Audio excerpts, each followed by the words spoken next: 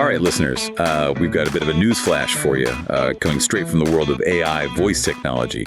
ElevenLabs, they're rolling out some pretty big changes to their terms of service at the end of March. And we've got the document right here, the new non-EEA terms of service. And we've even got a handy-dandy summary. You ready to jump in and see what it all means? Absolutely. Let's break down this legal jargon and see what it means for you and, well, for your voice. Okay, so first up, the big one. Licensing. Now, the good news is you still own the copyright to your content. So that's your voice recordings, your text prompts, all that good stuff. But here's the thing. You're giving ElevenLabs a license to use it. And we're not talking about a small-time license here. We're talking broad, perpetual, irrevocable, royalty-free, worldwide, like the whole shebang. Yeah, this is a pretty big deal. You got to understand the implications of this. Imagine you record a voiceover with ElevenLabs, and let's say it ends up being used in a commercial for some big brand. Under this new license, they'd have the right to do that. No need for extra permission, no paying you royalties. And get this license, it includes your voice itself.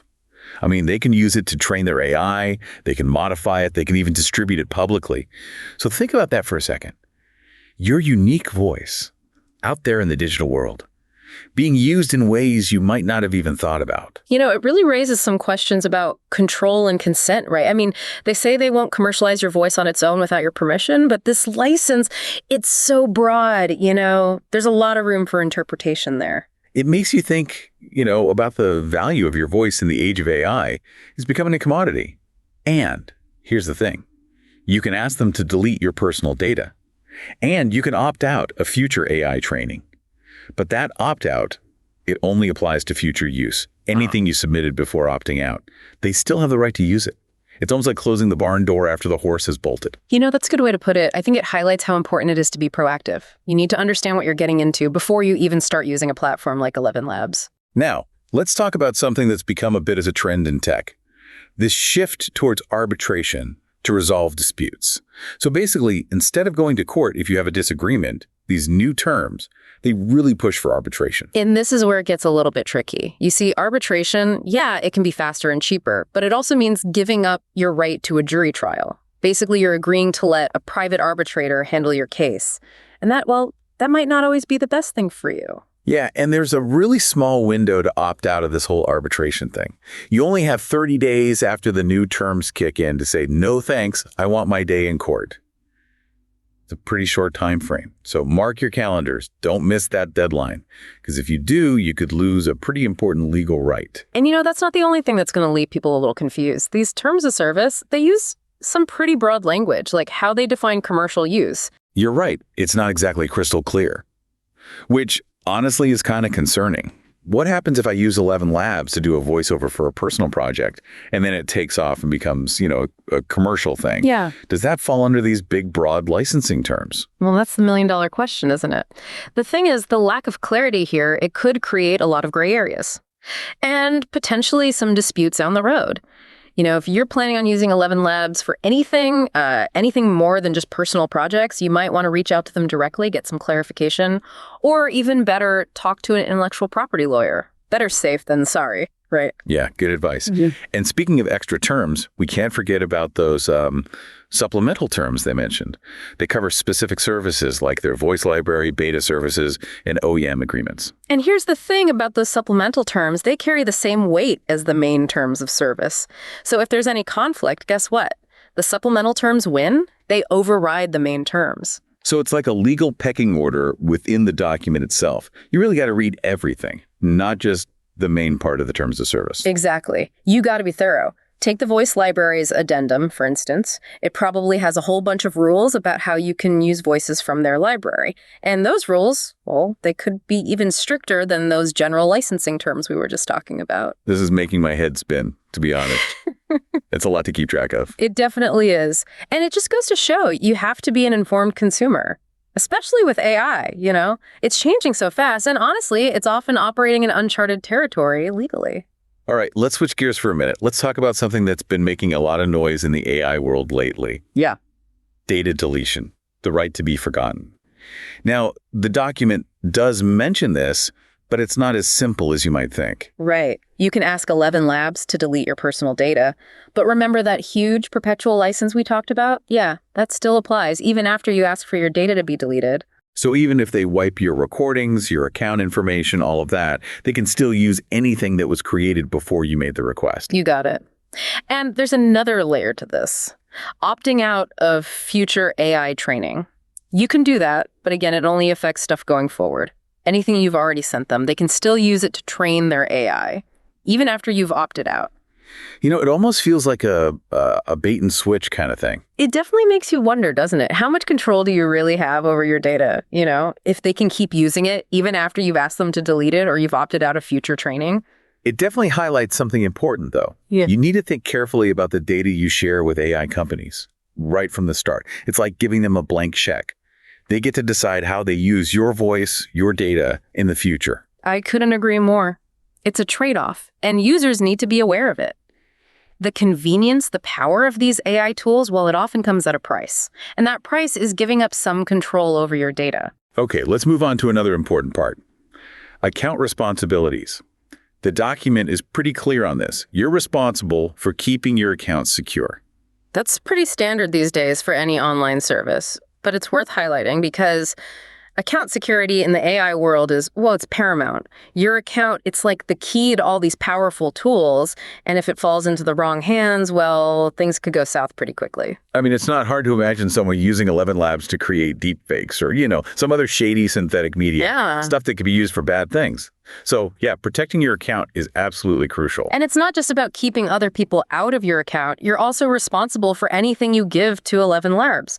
You have to make sure it doesn't, break copyright laws, invade anyone's privacy, or contain anything illegal or harmful. Right, because if there's a problem with what you submit, you're the one on the hook, not ElevenLabs. That's a very important distinction. And it's worth noting that ElevenLabs, while they have the right to moderate content, they can even shut down accounts if they think someone's breaking the rules. So it's not just about legal stuff.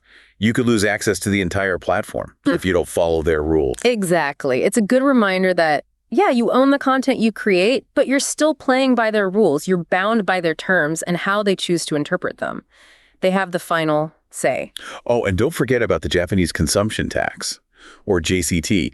If you're using ElevenLabs in a way that, falls under JCT rules, guess what? You're responsible for figuring out, reporting, and paying that tax yourself. This is actually another trend we're seeing with a lot of online platforms. They're shifting the responsibility for taxes onto the user. So, yeah, make sure you know the JCT regulations if you're using ElevenLabs for anything that might be subject to this tax, because ElevenLabs makes it clear they're not going to do it for you. It's a good reminder that navigating the world of AI, it's not just about the technology. You got to understand the legal and financial side of things, too. Well, we've covered a lot of ground here, but there's still more to unpack in these updated terms of service. We've only just scratched the surface. And in part 3, we'll dig into some of the finer points that could really affect how you use ElevenLabs. All right, welcome back to our deep dive into ElevenLabs' new terms of service. We've been talking about some pretty big changes. And in this last part, well, we're going to shine a light on a few more key details. Yeah, we've spent a lot of time talking about what you're giving up with these new terms, but we also need to look at what ElevenLabs is claiming for themselves. Right, so let's talk intellectual property. They're very clear about this. Yeah. They own all rights to their technology. That includes their AI models, the software, the entire design, how it all works. It's kind of like this. You can use ElevenLabs to create something unique. Could be a voiceover, maybe a song made with AI, anything really. But you can't say you own the AI that made it all possible. So let's say I use my own voice recordings and I make something totally new. I still don't have any rights to the actual AI tech. No, not at all. And this even applies to improvements they make, new inventions they come up with based on your feedback or how you use the platform. That's kind of like if I found a recipe online and baked a cake. I own the cake I baked, but not the recipe itself. That's a perfect analogy. It shows the difference between, what the user creates and the technology behind it all. And speaking of that tech, let's not forget about trademarks. Yeah. ElevenLabs is very protective of their brand. Their name, logo, even the look and feel of their services, It's all off limits. You can't touch those trademarks without their say-so. This is especially important for developers. Like, if you're thinking about using ElevenLabs in your own product or service. Got it. So I can't just slap their logo on my website or, like, create an app that's a copycat of theirs. Right. It's about respecting their intellectual property and avoiding anything that could, confuse people in the market. Okay, so we've talked about what you're giving up. But there is one area where ElevenLabs is making a concession. They're basically saying they're not making any guarantees about their services. Yeah, this is interesting. I think it shows that they're acknowledging the limitations of AI, right?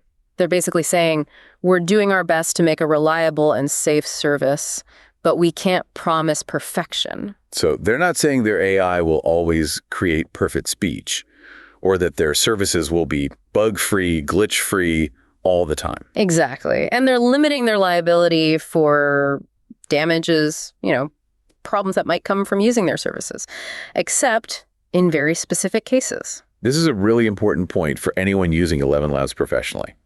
You need to understand there is a risk involved. Absolutely. I mean, we're still in the early stages with AI. There's a lot we don't know about how it's all going to shake out and what the long-term effects will be. Well, there you have it, listeners. That wraps up our deep dive into ElevenLabs' updated terms of service. And as you've heard, there's a lot to consider before you click accept. These changes, they raise some big questions about who owns data, about user rights, about how humans and AI are going to coexist. We really encourage you to take the time, read the whole document, and keep up with the conversation that's happening around these issues. Remember, knowledge is power. And in the world of AI, it's changing so fast. Understanding what you're agreeing to is more important than ever. As AI keeps getting more advanced, staying informed, speaking up for your rights, it's all going to be key. We need to make sure AI is used responsibly, ethically. We hope this deep dive has given you the information you need to navigate these changes.